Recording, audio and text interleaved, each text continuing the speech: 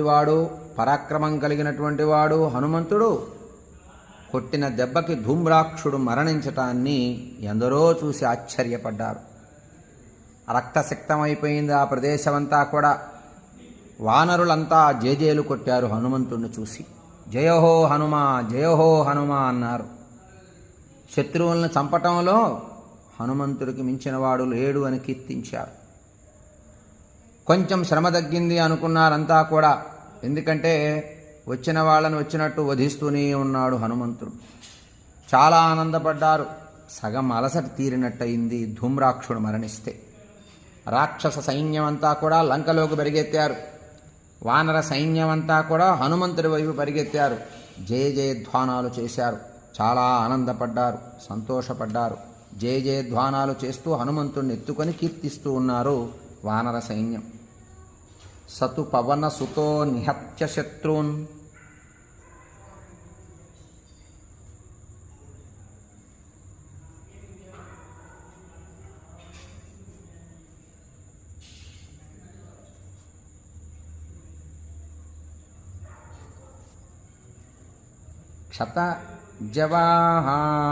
క్షతజవాహాః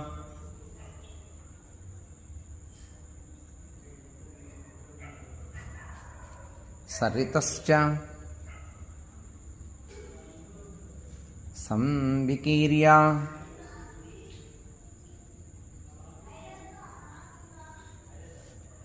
రిపువధజనితశ్రమో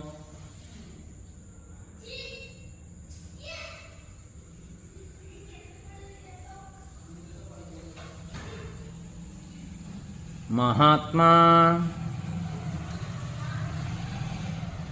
ముదమగమత్కపిభిః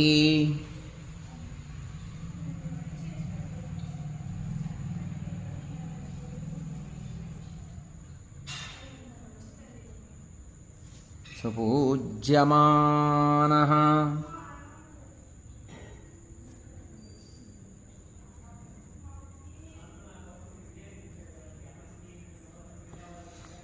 హనుమంతుణ్ణి కీర్తించారు వానర సైన్యం. రాక్షస జాతి భయాందోళన ప్రారంభమై లంకలోకి పరుగుపెట్టారు. హనుమంతుడు వధించగా మిగిలినటువంటి రాక్షసులు పరుగులు తీశారు. రావణుడికి చెప్పటం కోసం, రాక్షస ప్రభు అయినటువంటి రావణుడికి విన్నవించడం కోసం లంకలోకి పరుగులు పెట్టారు రాక్షస జాతి. ఇత్యార్షే శ్రీమద్ రామాయణే ఆదికావ్యే యుద్ధకాండే